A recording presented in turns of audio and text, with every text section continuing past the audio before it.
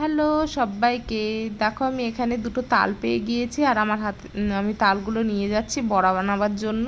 তো অনেক বছর হলো আমি তালের বড়া খাইনি, কারণ আমার হাজব্যান্ড যেহেতু কর্মসূত্রে বাইরে থাকে আর আমিও তার সঙ্গেই থাকি, সেই জন্য প্রায় 4-5 বছর হলো আমি তালের বড়া খাইনি। আর তালের বড়া খেতে আমার খুবই ভালো লাগে। শুধু তালের বড়া নয়, তাল শ্বাসের টাইমেও আমরা আসতে পারি না।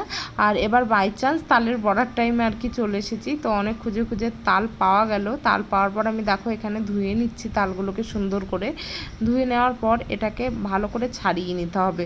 এর যে খোলাটা, সেই খোলাটা ভালো করে ছাড়িয়ে নিতে হবে। তারপর ভেতরের যে অংশটা সেটা বার করে নিতে হবে, কারণ অনেকেই জানে না এই তাল সম্পর্কে। আমরা যারা বাঙালি তারা তো জানি, কিন্তু যারা অবাঙালি তারা এই তালের যে বড়াও হয় সেটা কিন্তু জানে না, তাল কী জিনিস সেটাও জানে না। তো দেখো এখানে আমি ছাড়িয়ে নিয়েছি, আর মনে হচ্ছে যেন অক্টোপাস তার পাগুলো মেলে আছে, এতটাই সুন্দর লাগছে। তারপর আমি এখানে একটা ফুটো গামলা নিয়ে এটাকে ঘষে নিতে হবে ভালো করে, দিয়ে তালের পাল্পটাকে বার করতে হবে, কারণ এটা দিয়ে এই পাল্পটা দিয়েই বড়া তৈরি হবে। তো দেখো এইভাবে ভালো করে আস্তে আস্তে ঘষে নিতে হবে। ঘষে নেওয়ার পর দেখো কতটা তালের পাল্প বার হয়েছে, বেশ অনেকটাই বার হয়েছে। তারপর আমি এর ভেতর দিয়ে দেবো চিনি।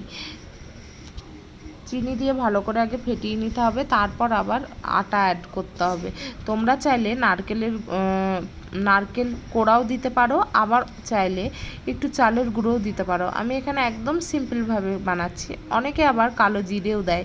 তো তোমাদের কাছে অনেক অপশান আছে, তোমরা যেভাবে খুশি দিতে পারো। আর এইভাবে আটাটাকে আমি ফেটিয়ে নেব, তারপর তেলে দিয়ে দেবো বল বল আকারে, তাহলেই বড়াগুলো রেডি হয়ে যাবে। আর দেখো বড়াগুলো কি সুন্দর ফুলো ফুলো হবে। আর এই যে বড়া রেডি হয়ে আমার হাতে চলে এসেছে, আর আমি খাচ্ছি, কি সুন্দর লাগছে। ওহো! তো ভিডিওটা যদি ভালো লেগে থাকে তাহলে লাইক, শেয়ার অ্যান্ড সাবস্ক্রাইব।